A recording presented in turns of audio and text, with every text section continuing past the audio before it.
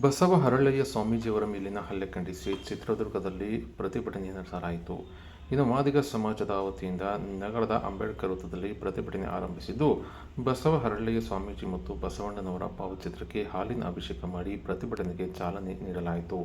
ಇನ್ನು ಷಡಕ್ಷರ ಮುನಿ ಸ್ವಾಮೀಜಿಗಳು ಈ ಒಂದು ಪ್ರತಿಭಟನೆ ನೇತೃತ್ವ ವಹಿಸಿದ್ದರು. ಇನ್ನು ಒಬ್ಬ ವೃತ್ತದವರೆಗೆ ಮೆರವಣಿಗೆ ಮೂಲಕ ಒಂದು ಆಕ್ರೋಶ ಹೊರಹಾಕಿದ್ದಾರೆ.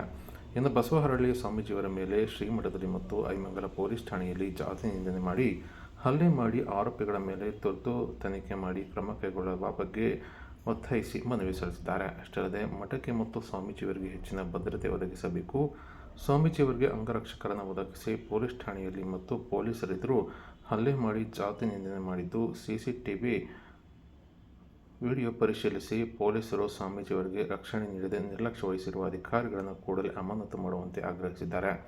ಇನ್ನು ಮಠದ ಜಾಗದ ವಿಚಾರ ಬಗ್ಗೆ ನ್ಯಾಯಾಲಯದಲ್ಲಿ ದಾವೆ ಇರುವುದರಿಂದ ಕೂಡಲೇ ವಿಶೇಷ ಪ್ರಕರಣವಾಗಿ ಪರಿಗಣಿಸಿ ಸರ್ಕಾರ ಮಧ್ಯಸ್ಥಿಕೆ ವಹಿಸಿ ಲೋಕ್ ಅದಾಲತ್ನಲ್ಲಿ ತುರ್ತಾಗಿ ಬಗೆಹರಿಸಿಕೊಳ್ಳಬೇಕು ಮತ್ತು ಮಠದ ಆವರಣದಲ್ಲಿ ಶಾಲೆ ನಡೆಯುತ್ತಿದ್ದು ಈ ಮಠಕ್ಕೆ ಸರ್ಕಾರವು ಹೆಚ್ಚಿನ ಅನುದಾನ ನೀಡಿ ಅಭಿವೃದ್ಧಿಗೆ ಶ್ರಮಿಸಬೇಕೆಂದು ಕೂಡ ಆಗ್ರಹ ಮಾಡಿದ್ದಾರೆ.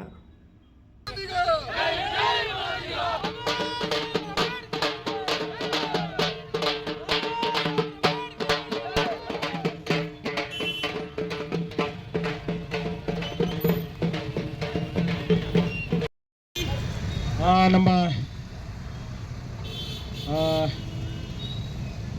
ಅನಂತಮೂರ್ತಿ ಅಣ್ಣವರು ದಲಿತ ಮುಖಂಡರು, ಅವರು ಕೂಡ ಈ ಅವರ ಸಂಘಟನೆಯವರು ಕೂಡ ಬಂದಿದ್ದಾರೆ. ಅವರು ಕೂಡ ಒಂದೆರಡು ಮಾತಾಡಬೇಕು ವಿನಂತಿ.